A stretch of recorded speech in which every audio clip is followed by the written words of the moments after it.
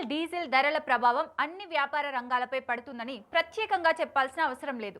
ఈ ధరలు ఆటుపోట్లు మార్కెట్లో దొరికే వస్తువుల రేట్లపై పరోక్షంగా ప్రభావితం చేస్తుంది. ఈ నేపథ్యంలో త్వరలోనే భారీగా డీజిల్, పెట్రోల్ ధరలు తగ్గుముఖం పట్టనున్నాయని తెలుస్తుండడం దేశ ప్రజల్లో ఆనందం నింపుతోంది. ప్రస్తుతం ప్రజల ఖర్చుల్లో పెట్రోల్, డీజిల్ ఖర్చులకే ఎక్కువ కేటాయించాల్సిన పరిస్థితి నెలకొంది. ఈ ధరలు రెగ్యులర్గా పెరుగుతుండటంతో ప్రజా రవాణా భారంగా మారుతోంది.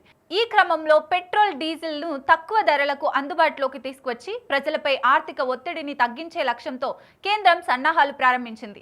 దేశీయంగా ఉత్పత్తి చేస్తున్న ముడి చమురుపై విధిస్తున్న విండ్ ఫాల్ ట్యాక్స్ను రద్దు చేస్తూ కీలక నిర్ణయం తీసుకోవడంతో రానున్న కొద్ది రోజుల్లోనే పెట్రోల్, డీజిల్ ధరల్లో భారీ మార్పులు కనిపించవచ్చని, ఈ ధరలు బాగా దిగొచ్చే అవకాశం ఉందని నిపుణులు అంచనా అంటున్నారు.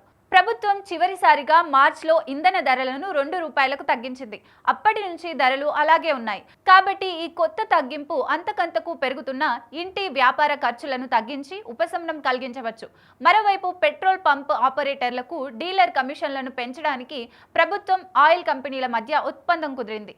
దీంతో చాలా కాలంగా ఉన్న పెట్రోల్ పంప్ ఆపరేటర్ల డిమాండ్ నెరవేరింది. డీలర్ల కమిషన్లను పెంచింది ప్రభుత్వం. అయితే ప్రస్తుతం హైదరాబాద్ నగరంలో పెట్రోల్, డీజిల్ ధరల్లో ఎలాంటి మార్పు కనిపించలేదు. పెట్రోల్ ధర 107.46, డీజిల్ లీటర్కు 95.70గా ఉంది. కొత్త ఏడాది ఈ రేట్లు భారీగా తగ్గొచ్చని అంచనా.